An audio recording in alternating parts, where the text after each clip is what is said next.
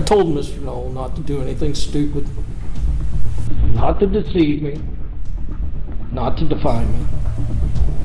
He did not like the consequences. There are several times bad officers get away with very disturbing acts, but they can only run for so long until they are haunted by a court date, putting their wicked ways to an end. Investigation for false imprisonment, assault in the third degree, assault as a Class 2 felony, and a misdemeanor charge as well in possession of drug paraphernalia. Thank you, sir. Yes, ma'am. I'd like to object first. As we can observe the defendant, Anthony Waller, in Judge Doris Bird's courtroom, the 4 deputies in the room seemed relaxed as Waller stood listening to the judge. If I'm under investigation, I thought the investigation came first, then the rest came. Right, but they have 3 days.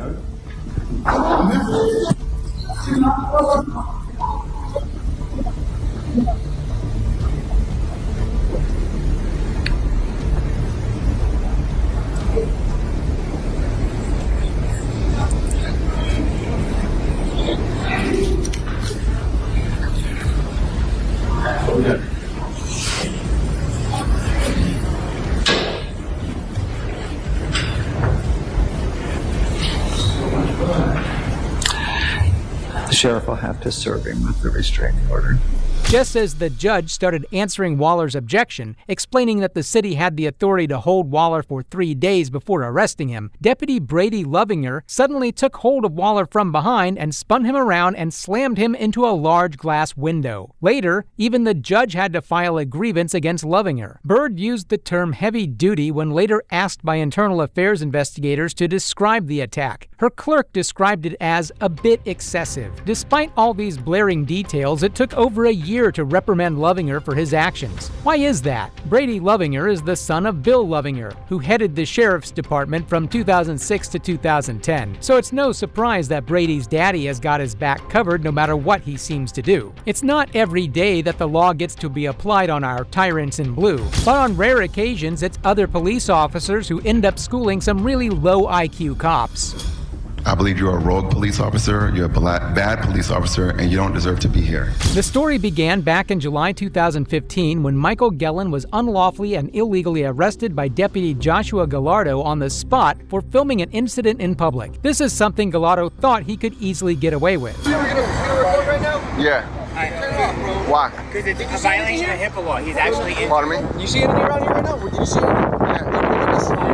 Please leave. Why? It's a violation. Like right now, we're working on this. Can you please leave the area? Because he's a victim. He's a victim right now. You want to leave? I'm watching. You want to leave the area? I want to make sure he's being Please taken back care away of. to the sidewalk. Then things escalated. What's the rule? Is there a rule about that? We don't want you right here if I'm attending him. Okay, but you're not I want you on doing the other side of that anything. hedge. What are you doing? Right now, I want you on the other You're side. not attending him. What are you doing? Sir, right now, I'm going to ask you again on the other side of that hedge. Why do I have to go to the other side? You're going to get arrested for obstruction. How am I obstruction? I'm asking you to go to the other side and I don't want you approaching me. I'm not approaching you. You approach me. Other side of the hedge. What about everybody else? Somehow, Gallardo figured that this innocent black man, simply recording in public and practicing his First Amendment protected activity, is somehow obstructing justice. I still don't see by which angle he judges that Gelin was being a nuisance or an issue to the police at that time. What about everybody else?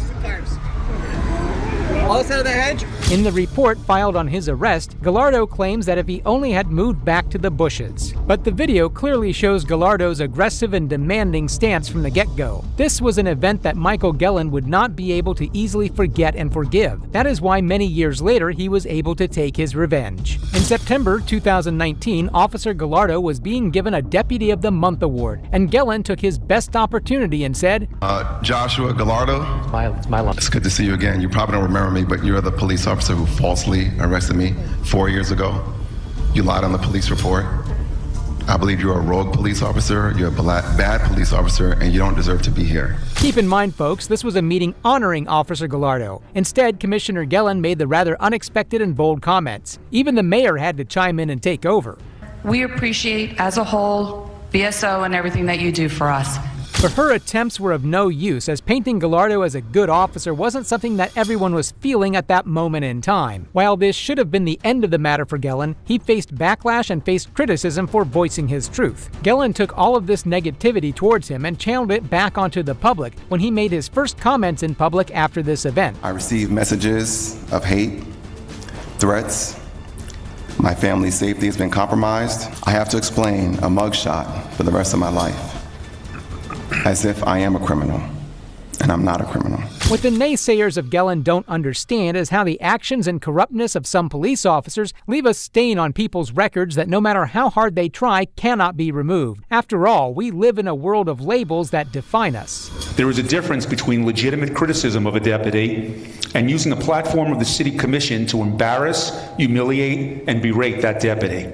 You chose to act in a manner that brought shame, shock, and disbelief. When it comes to our police and how they treat residents and visitors of our city, I'd like to see some changes, because every resident in Tamarack should feel safe and protected. Despite the many different members who thought that Gellin used the opportunity to embarrass Officer Gallardo as wrong, but despite their opinions, Commissioner Mike Gellin was not reprimanded or faced any consequences. This is how some of America's finest also end up being the most corrupt. But wait till you see this next cop who thought he was all fine but not at all corrupt. I'm not going to impose any further sanctions today.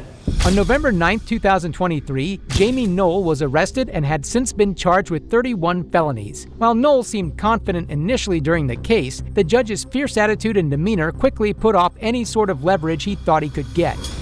Good afternoon, Good afternoon, Your Honor. Thank you very much.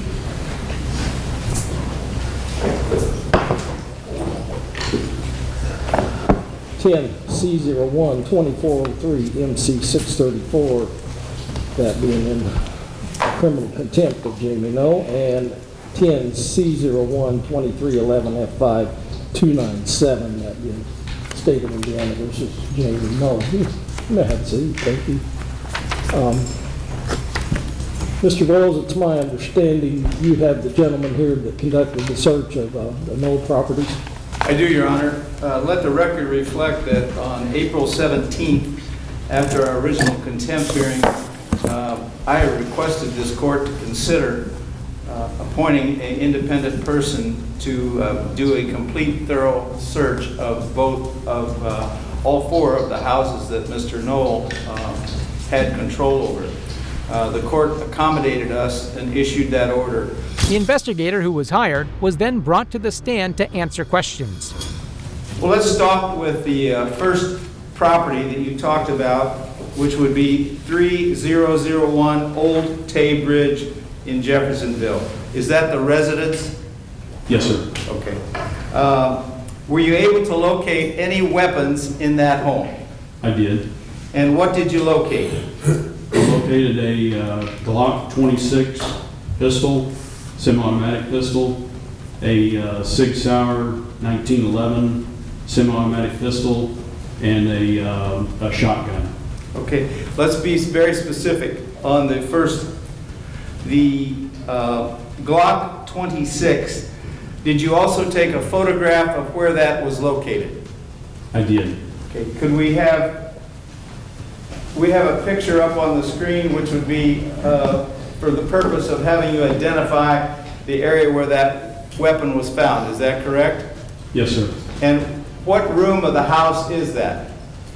That is a closet next to the laundry room. As you're looking at the photo, the laundry room is in the background of the photo, and the closet is the main part of the photo. Yes, sir. Where was the gun located? It was located... Why don't you come off the stand, if the court would permit, and point to the photograph?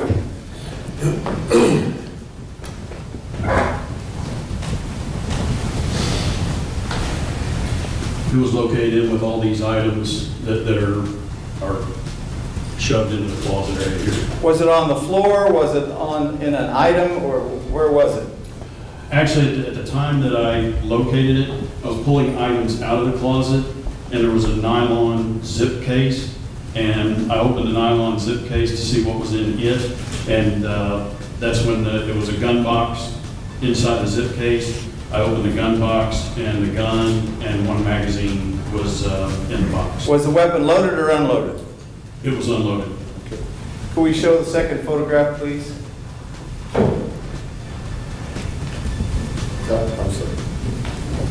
We're now showing a new photograph of a picture weapon. Can you describe that, please? Yes, that's the Glock 26 pistol that I found, and that's the manner in which I found it. It was in the box, locked back, and the magazine was in the box also. And that's the one that came from the closet? Yes, sir. Correct? Yes, sir. Okay. You can stand there because we're going to move to the next location. Did you also, as part of your search, in searching all of the house, went to the master bedroom? I did. Okay, and is that the photograph of a closet located in the master bedroom? Yes, sir. Okay, and was there a weapon located there? There was. And what was the weapon? It was a 6-hour 1911 semi-automatic pistol. Okay, and where was that weapon located? It was located in this area of the floor. There was a pile of stuff. You secured both these weapons, is that correct? I did. And you have them under lock and key now, is that correct? Yes, sir. Okay. Assume that was a 45. Yes, sir. Judge, if we could have this marked and we'll offer that into evidence. And it's a photograph of all the pictures you took in all the properties. Any objections, Mr. Hurley? No, Your Honor. How you marking it, Paul? You want State's Exhibit 1? I'm sorry, State's Exhibit 1. not state exhibit. I mean, Defendant's Exhibit 1. So it's exhibit 1 and then You're right, yeah. sorry. We're always the blue state.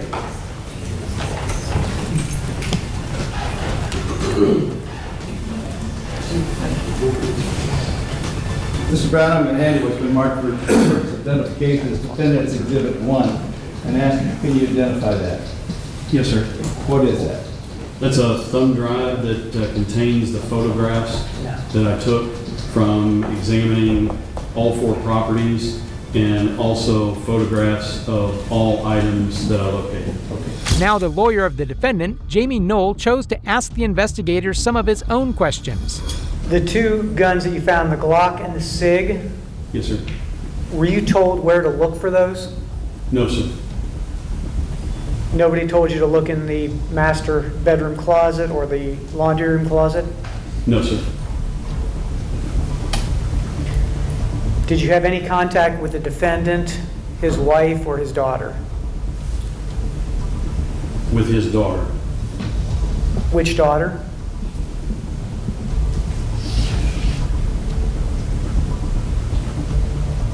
I think Grace. What was the extent of that contact? Just to advise that I was at the home.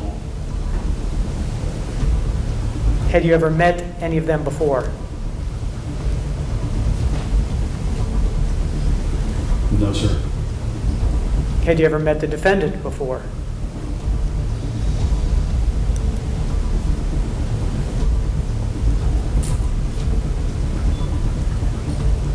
I do not specifically recall ever meeting the defendant. Do you recall off the top of your head what vehicles you searched? There was a Trans Am and a BMW at the residence. Then there were several what I would call classic cars, older cars, at the pole barn at 709 Old Salem Road. Several, more than 10, less than 10?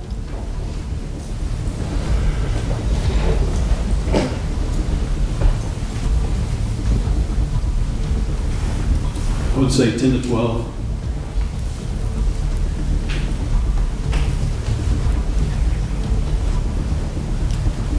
Thank you, Mr. Brown. Nothing else. Mr. Boyle, anything else? I have no further questions. Thank you. Mr. Brown, you retired in 2022. Yes, sir. Were you able to keep your service revolver or sidearm? No, sir. Do you have one you typically carry? I do. Do you know where it's at all times? Yes, sir. Did you always know where your service sidearm was? It's probably not a revolver, was it? No, sir. Yes, sir, I did. So to find a service revolver, I keep saying revolver, service firearm, in a duty belt with other mags, that's not too far-fetched to believe that one would know where that was at, would it? Rhetorical question, you don't have to answer. Yes, sir. Just reinforces my decision to impose sanctions. The Remington shotgun, was it in a box when you found it? No, sir. Was it near a box? A Remington firearm box? Not that I recall. Did it still have tags on it? No, sir. Where was it at? I located it in the basement, what I generally term the theater room. And not loaded? No, sir. Not much use for self-defense, is it? No, sir.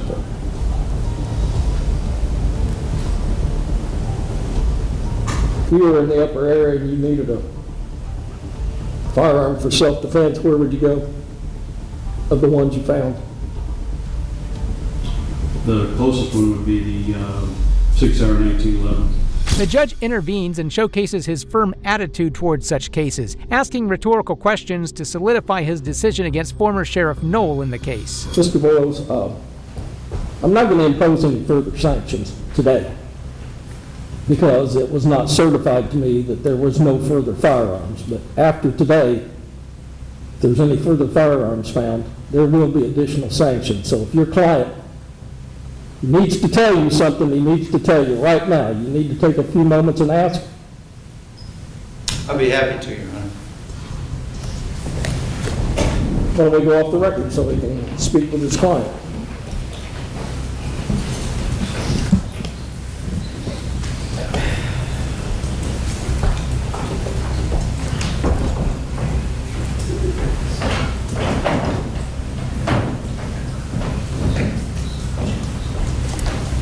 I know you have a job to do on behalf of your client, but as I indicated, finding these additional weapons just reinforces my decision. And a matter of fact, I wish I'd have made it longer. So, but I'll stick with the 60. Thank you. Thank you, Your Honor.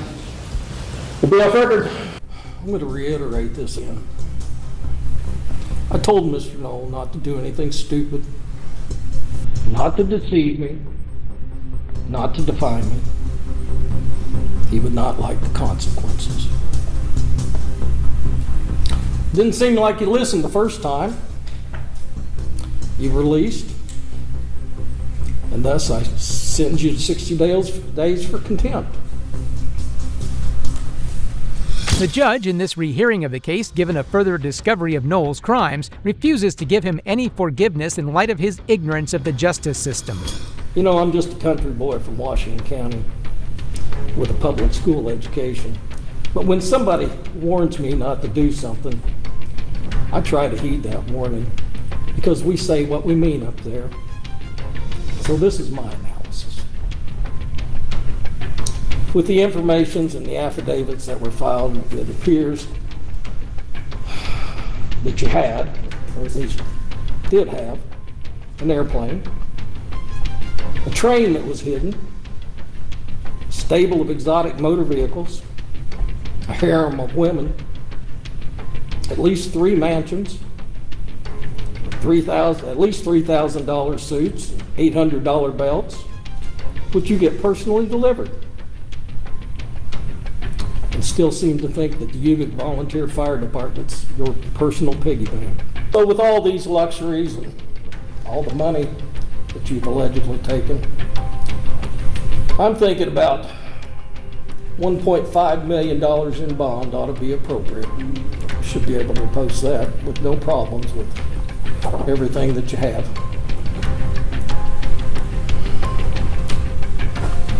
If you don't listen to that, You post it. I don't know where we're going. That's There's an increase by 1.5 million or the total 1.5? Oh, do you have that much in the Bank of Wilder over there? I was just trying to figure out my math over here. We'll make it 1.5 even. Thank you. Shall we hold him till you go get it? I would say Mrs. Wilder probably would have a question about that. Corrupt officers use their power of guilt tripping on innocent people, and it's landed a lot of those said people behind bars. But eventually, they are caught red-handed and seen by a judge. I did not do anything wrong. I'll be 65 years old. Don't put your hands behind your back for me.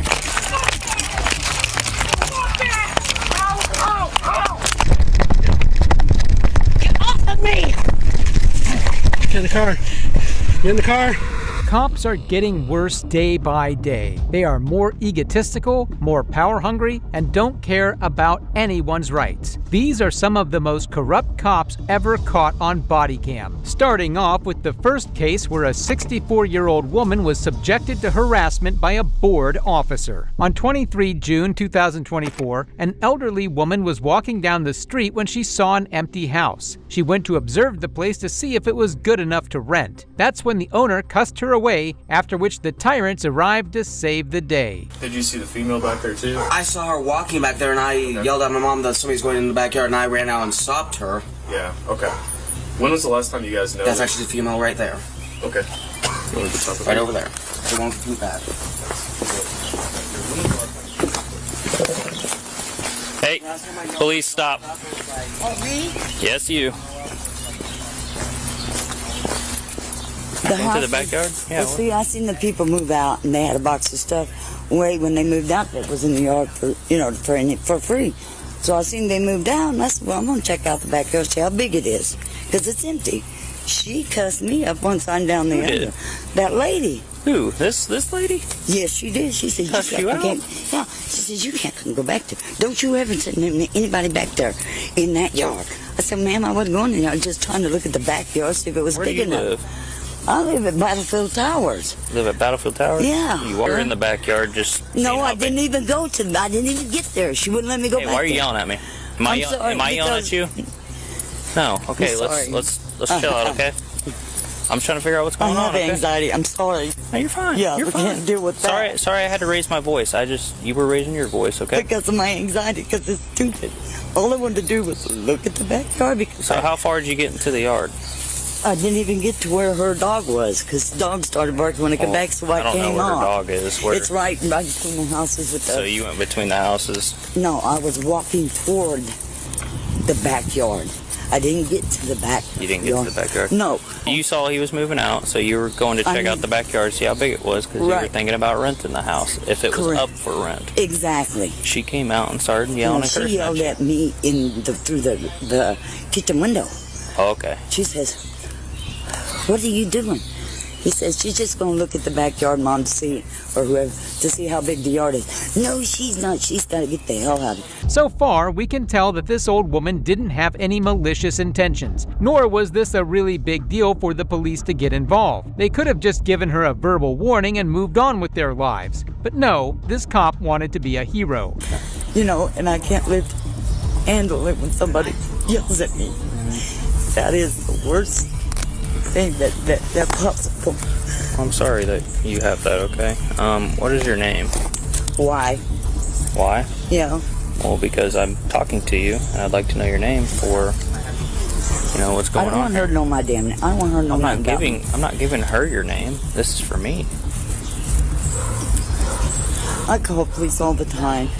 I tell them about stuff that they don't even see and stuff, and I don't understand why you always have to give your name. I just didn't do nothing. No, I did. What's wrong with giving a name? You got something to hide, or? Not hardly.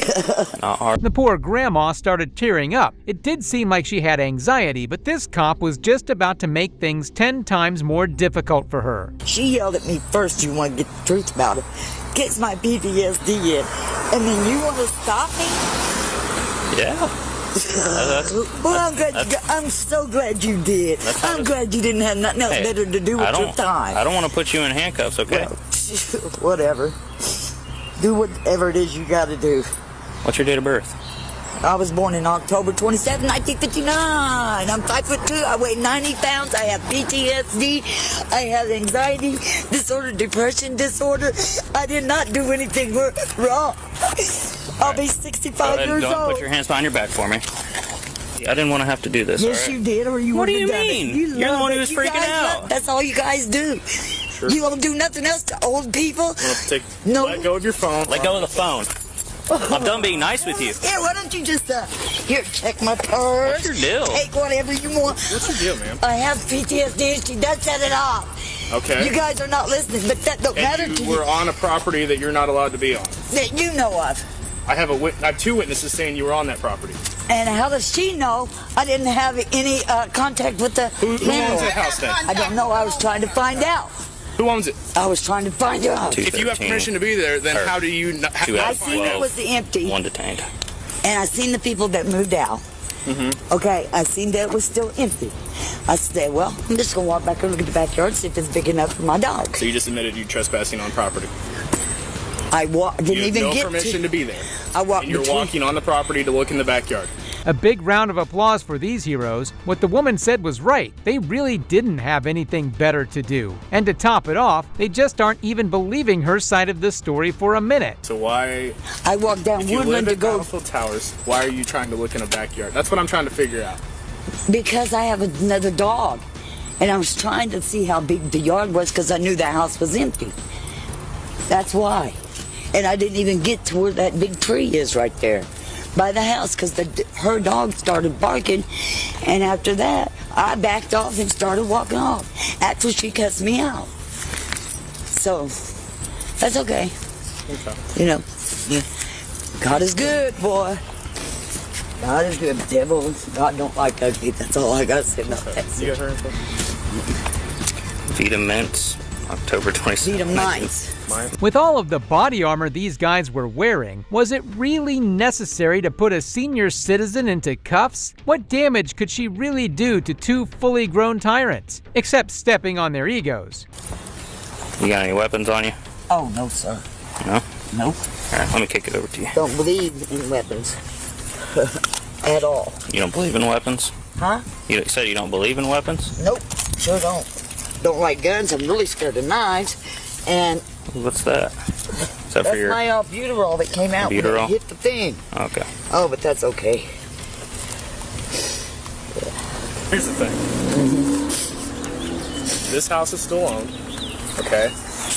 And there's people that are watching that house, okay? I've already contacted the owner, and he wants to pursue charges against anybody that's on his property. Okay. So, you are not to be on this property. If you come back, they're going to call, they're going to call, they're going to call, whoever, Right, okay? I And if I understand. catch you here, I'm going to take you to jail for trespassing. Okay, well, Do you won't understand ever. that? Yes, sir, I do, and I won't We're ever gonna do take- that We're again. going to take those off you, I just. and you can continue walking out to where you live, okay? Thank you.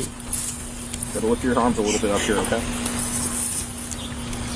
Did the cop really just ask the senior citizen whether she was strapped or not? The cops eventually decided to let her go, and they could have done it without torturing her with handcuffs. While the last 2 buffoons showed some restraint, these next pigs had none of it when they brutally beat up a man peacefully protesting against the removal of homeless shelters. Body camera footage shows Denver police arresting Michael Jacobs on July 29, 2020 in the most inhumane fashion ever.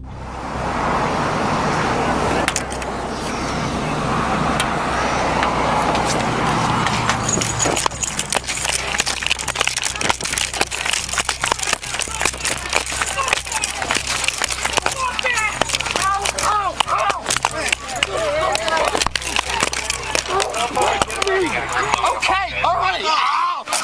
Ow! Turn around and get caught. Help! Help! Help! Help! Roll over on your stomach. Roll over on your stomach. I was touching a pig. Bro! Help! Where do we need Ow! How many guys? 1400 block of Broadway. I was...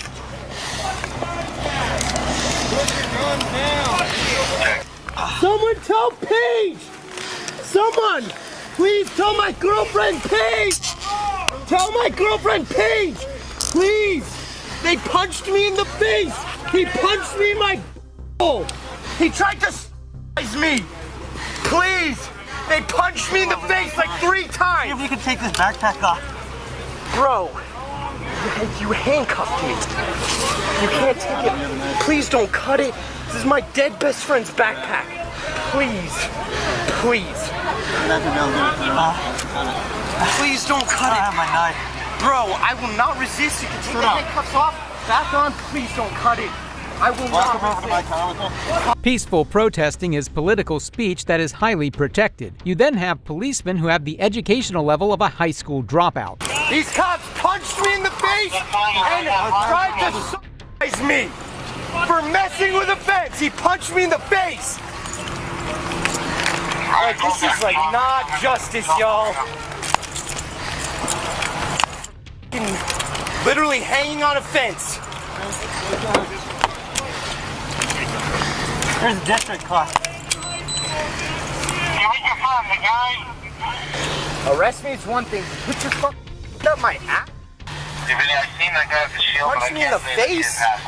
That's real law and order. I've seen him in the crowd, but I don't know for sure. God. That's for sure the one that opened the Out gate. here trying to get the protesters to say something peaceful. Here's what I'm wondering, what am I being charged with? Can you tell me what I'm being charged with? I'd like to be read my rights. You cannot arrest me without reading my rights. Yes, I can. No, you cannot. Where are my rights? I'm an American citizen. I'm not questioning you. What, am I being arrested? Am I being arrested? Yes. Am I being arrested? Well, for what? For what? Please read me my rights and tell me what I'm being arrested for. There's a dozen laws this band of clowns just broke to arrest a protester. Their lawyers are gonna face hell defending them in court. This is a direct violation of my rights. What is wrong with you? I don't have a bag. Excuse me, I would like to speak to some commanding officer. Last time I checked, as an American citizen, you cannot arrest someone without reading them their rights and telling them why they are being arrested. Please do so. Look it up. You got a commanding officer right here. Thank you. What am I being arrested for? Trespass, and then you cannot. You asked a question, I'm giving you an answer. Okay. Unless I'm asking you a question about the crime, I don't have to Mirandize you. That is your constitutional right. You can see the judge tomorrow morning. After this brutal arrest, the city of Denver had to pay this man big time. Denver settled for $350,000 after Michael Jacobs sued, claiming police brutality during the protest. All that money gone from taxpayer dollars because our police force doesn't have 2 correct working brain cells. Things keep getting worse as we move to the next case of 2 police officers manhandling a woman during her arrest. Get up and straighten your clothes. Okay, we're gonna turn you and get you up, okay? We got really upset kids in there. I know, because you broke the glass. Social services are coming. Good, I hope they are. But listen now, I want Pam here. I need my sock on my foot. I need my sock on my foot. Julie, call Grandma, 911. And Grandma's phone number is 426-0555. That hurts me, you know. That hurts me, you know. That hurts me, you know. That hurts, you know. That hurts me, you know. Your side by him before. Okay. You got her? Yeah. I want people to see you. I need help! Help him! The woman was told to stay in her car for no reason. Colonel Terrence A. Turns then forcibly removed the woman from her vehicle's trunk, pulling her arm and slamming her to the ground, after which the torture worsened. Can you call Pam, please? I need help. What's wrong? Can you call Pam, please? I need help. Stop it. Ow! Stop it. Ow! Ow! Ow! Ow! Get in. That hurts! Get in. And I will be calling your security guard on you. Call him. And I'll be calling the cops on you. And the kids are not yours. You cannot be taking them away. I've not done anything wrong.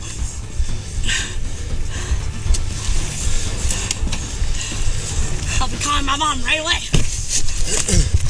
Yeah? Yeah. Hey!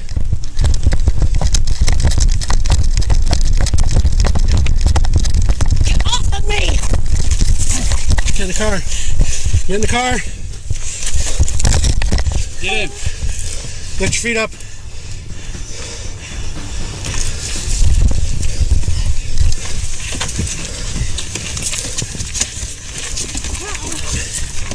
You locked it?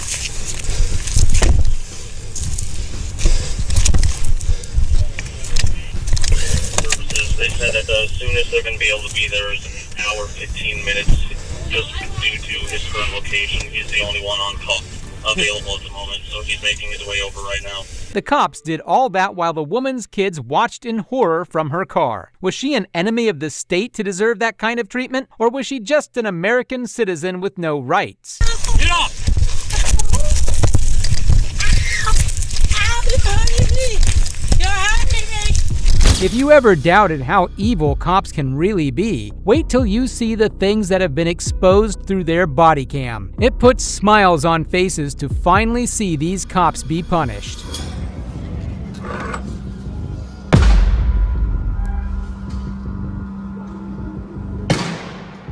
I just killed a man. I had blood on me still. It was the most traumatic event of my life.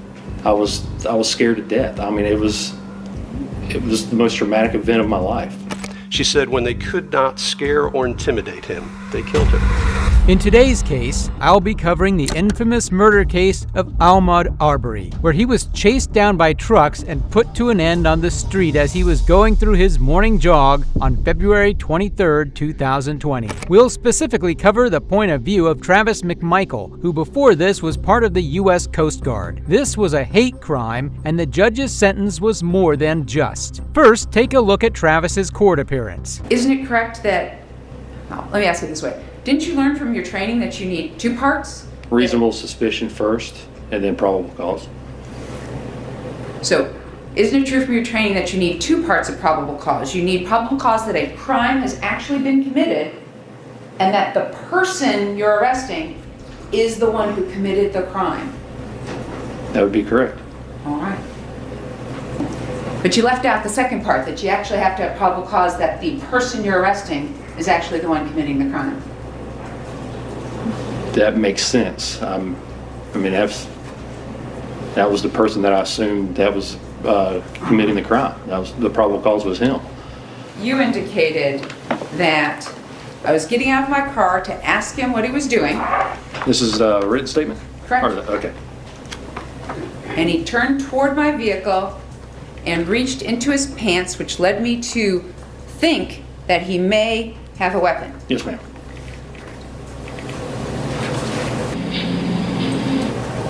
Mr. Arbery have anything in his hands? Not I could see, no ma'am. Have a backpack with him? He did not. Any sort of bag with him? Not at that time, no ma'am. No. He's wearing a big long t-shirt, isn't he? Yes. And shorts cut off at the knees? I think they were cargo shorts, but yes. And he's got running shoes on. I can't tell.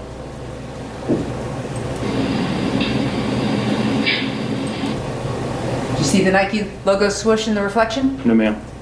I'll back it up for you.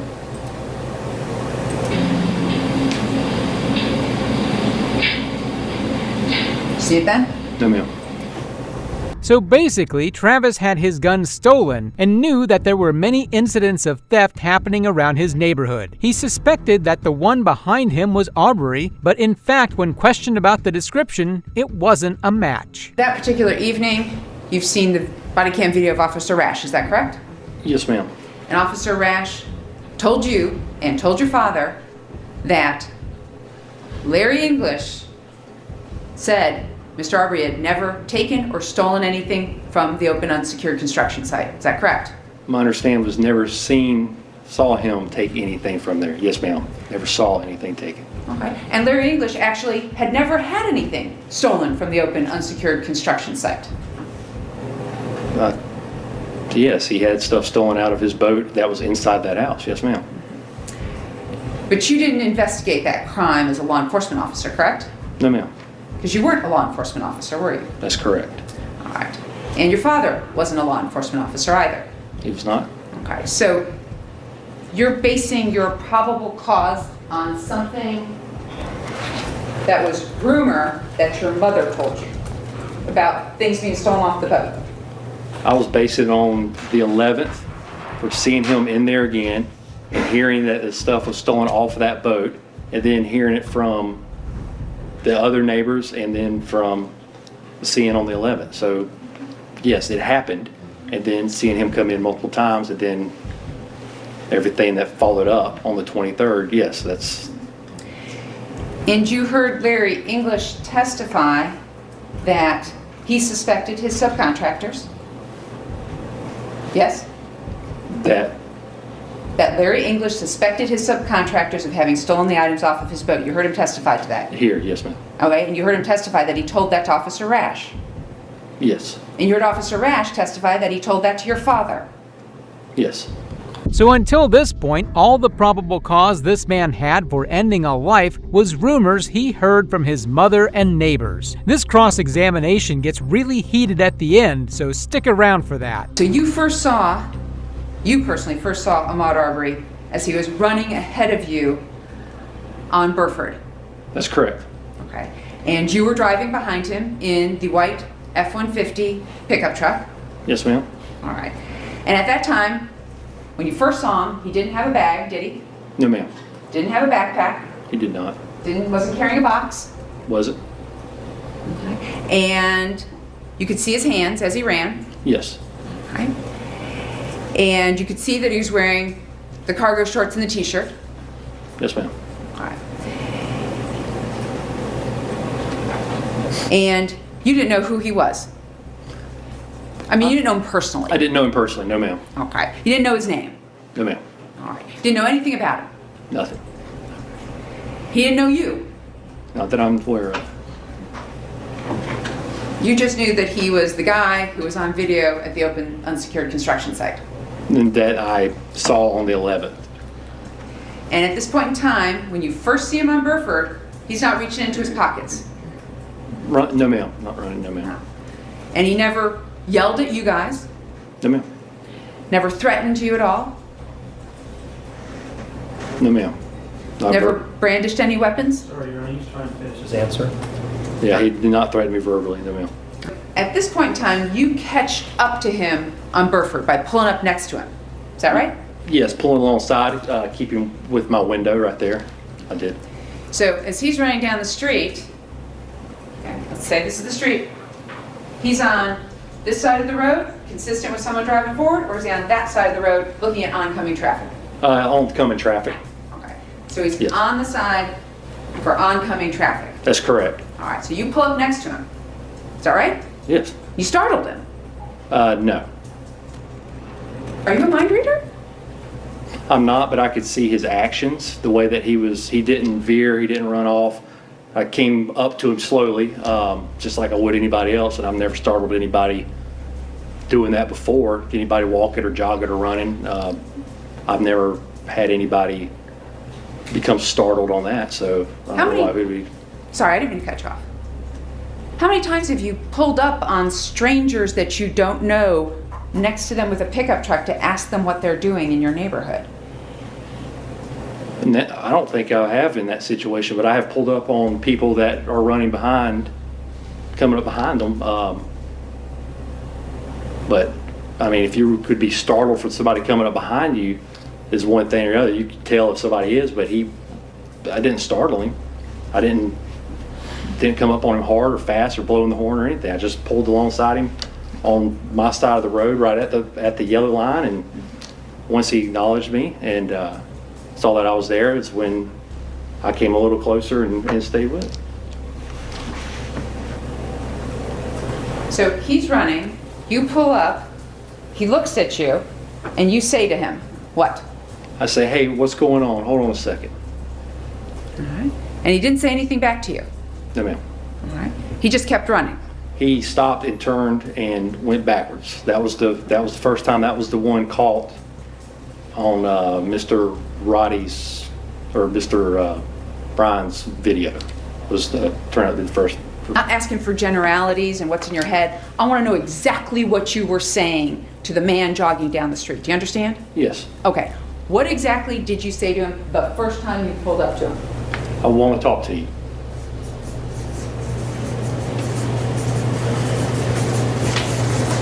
And he turned and ran? He stopped, turned and then went the other direction. Okay. And that was an indication to you that he didn't want to talk to you? Yes. That was indication he was not going to stop for you. Yes. Okay. And at that point in time, you chose to put your truck in reverse and back up at him. Back up along with him. So he's trying to get away from you, doesn't want to stop, doesn't want to talk, and you're backing up to go along with him. That's correct.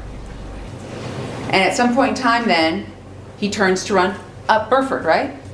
Yes, I've asked him again, or asked him that I wanted to talk to him. I don't know exactly what I said, but it was to the effect that I want to talk to him and what happened down the road. It's important to note that this guy wasn't a cop then. He had no right to be hunting down someone on the street with shotguns on his truck. Travis was so messed up in the head that he thought everything he was doing was okay. I said, he's running, he won't stop. I said, that's him. Stop right there. Stop where you're at. Call the cops, you know. And I'm assuming, or what I'm saying there is I told him that I called the cops. There he is. He starts acting funny, and then he takes off running. So he was stopped. If he takes off running, then he was stopped at the point. Do you remember yesterday telling this jury that that's what you said to your dad? Call the cops, you know, there he is? Do you remember telling this jury just yesterday that that was what you said to your dad? Call the cops, there he is. He starts acting funny, he takes off running. I believe I said, have you called the cops yet? And then on this here is what I mentioned to the police in the interview. And reading this and knowing how I was all over the place when I was giving that statement,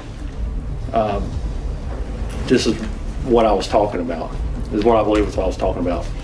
But you'd agree, nowhere in here do you say that Mr. Arbery actually stopped. You said, stop right there, stop right where you're at, and he takes off running. He takes off running. Mm-hmm. So nowhere in here do you indicate to Detective Nohilly that he stopped long enough for you to say, the police are on their way, and that that's why he took off running. Nowhere in here and nowhere in your written statement is that indicated. In those terms, saying it in that verbatim, I did not. But looking at this and how I was still under stress, still under the impact of what happened a couple hours after this, just 2 hours after the shooting, and then seeing how I was talking, under stress, nervous, scared, I know what I was talking about here, and that's what I was talking about. They call the cops, you know, stop where you're at, call the cops. I'm probably choppy trying to talk to him, being nervous and saying that I was saying this to Mr. Arbery, and then he takes off running. If you're running, he continued running, he takes off running. I think that's what I was talking about there. So what were you nervous about while giving this statement? I just killed a man. I had blood on me still. It was the most traumatic event of my life. I was scared to death. I mean, it was the most traumatic event of my life. I don't know anybody who wouldn't be scared or stressed or terrified or anything. I mean, it was horrible. I'm talking about giving your statement 2 hours later at a police station. You were nervous because you thought you were going to jail, right? No. I gave him a statement. I mean, if I would have... Somebody, you don't think you're going to jail. That's what you're saying. I was going through an investigation. I was following the investigation. You can tell how nervous Travis is by the fact that he can't stop talking. He is over-explaining everything, trying to pull on the sympathy strings of the jury. He says that this was his most traumatic event. Did he for 1 second stop and think what the hell Arbery's family was going through at that point? He's a selfish pig. That's why he could only think about himself. You've just shot Mr. Arbery 3 times with a shotgun, correct? Correct. He's dead on the scene, correct? Correct. He's unarmed, correct? He was. All right. And your father came up to you and grabbed you by the shoulders and went, you had no choice, you had no choice, right? You saw that? Yes. All right.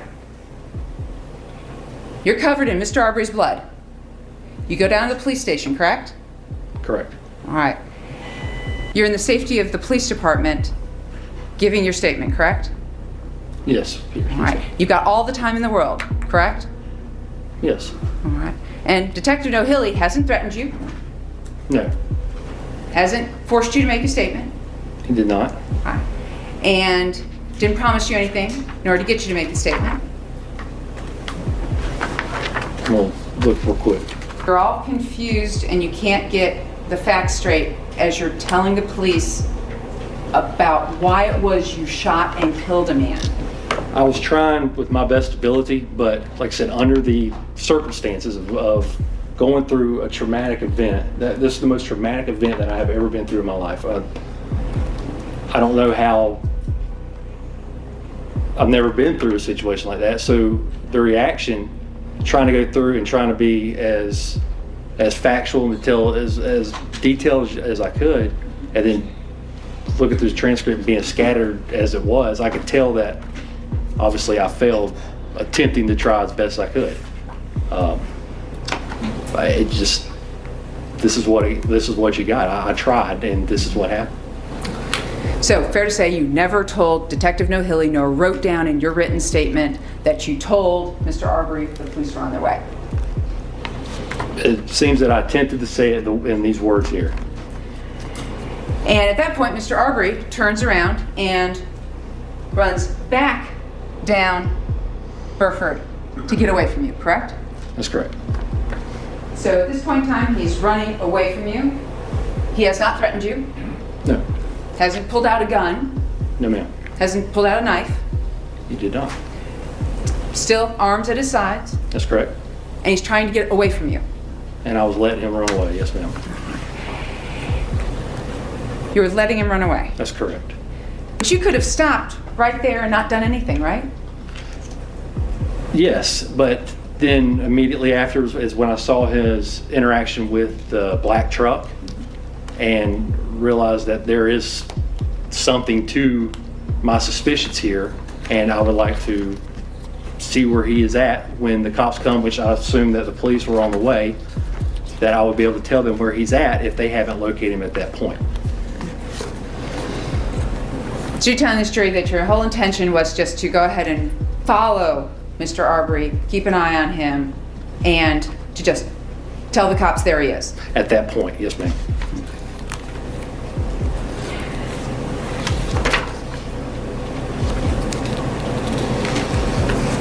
Now, it's true that your father, while in the truck with you, going down Burford towards that end, was yelling at you, cut him off, cut him off, cut him off, right? He was talking to me or was telling me, I don't know if he was saying cut him off or not. I know that he was saying there he is, that's the guy. After that, I am not sure exactly what he said. So the whole family was just a bunch of racists. Father and son hunting down a black man. Are we living in the times of slave traders? How sick are these people? The father was equally a part of this hate crime, accompanied also by their racist neighbor. I want this jury to believe that it's Mr. Arbery who's the aggressor with the black truck, not that the black truck's the one trying to run him off the road to help you. I didn't see the truck trying to run him off the road. What I saw from down there, what I saw was the vehicle looked to be at a stop, and Mr. Arbery was engaging the vehicle. And then Mr. Arbery was able to get away from the black vehicle. He ran past the vehicle.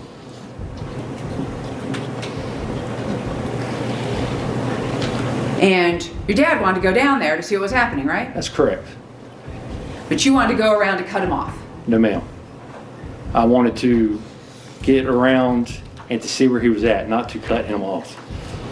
Not the way you're saying cut him off. No, I wanted to see where he was at, to be in that same area to let the police know where he was coming. Ultimately, a verdict was reached, and the judge passed down pure justice to these despicable scum of our society. We're here today to sentence the defendants. In discharging the duty, this court is required to consider all mitigating and aggravating circumstances. The court has considered those circumstances, including but not limited to all aspects of the crimes charged, the past criminal record or lack thereof of the defendants. I've also considered any lawful evidence which tends to show the motive of the defendants, their lack of remorse, their general moral character, and any predisposition to commit other crimes. Now, I think in this case, the record speaks for itself, and the defendant's own words, I think, guide this court with regard to sentencing. Went back through my notes and other resources to pull some of the quotes that we have in this case. I'll start with Greg McMichael. In my opinion, Greg McMichael very early on in this tried to establish a narrative. He made comments like, Ahmaud Arbery was trapped like a rat. Stop or I'll blow your, and I won't repeat it again, head off. He effectively admitted that he wasn't sure what Ahmaud Arbery had done wrong. Quote, I don't think the guy has actually stolen anything out there, or if he did, it was early in the process. But he keeps going back over and over again into this damn house. Again, back to the narrative. Told Travis, you have no choice. Told another individual at the scene, this guy ain't no shuffler. This guy's a... Commented that he wanted him, Ahmaud Arbery, to know that we weren't playing. If I could have gotten a shot at the guy, I would have shot him. These are the words of Travis's father. He doesn't seem like a normal person. He seems like a cake member, just hating on the other race for no apparent reason. Travis McMichael claims he was in shock. But it's interesting because he talks about his concern for his child and his own well-being. Part of this was while the victim was actually laying there in the street.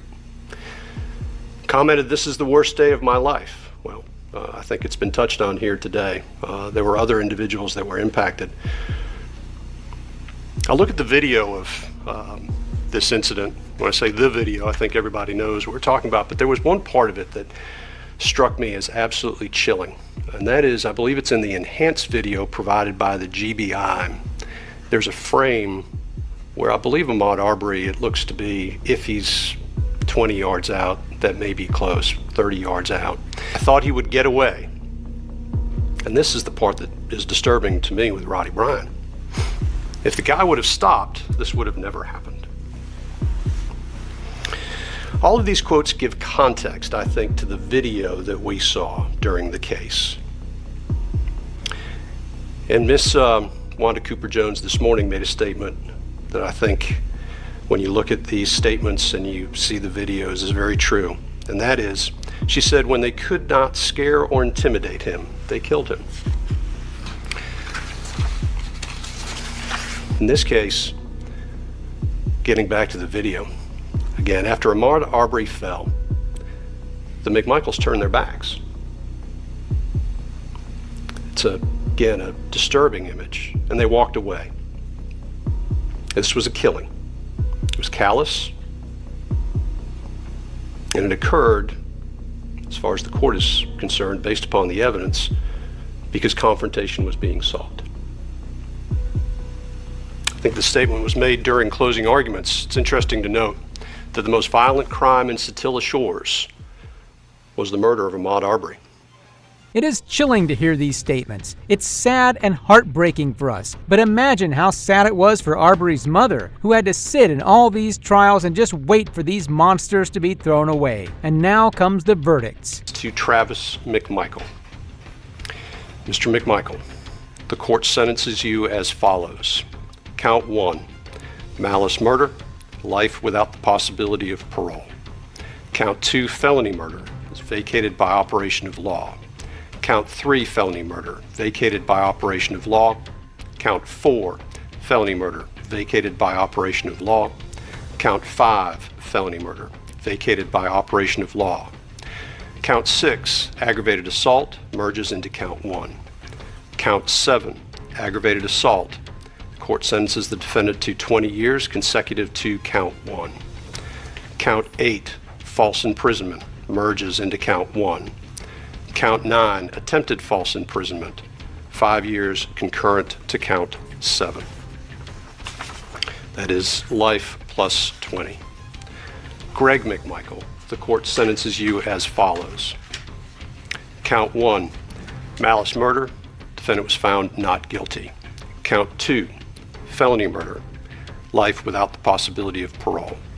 Count 3, felony murder, vacated. When I say vacated, it's vacated by operation of law in all cases. I'm not going to repeat it.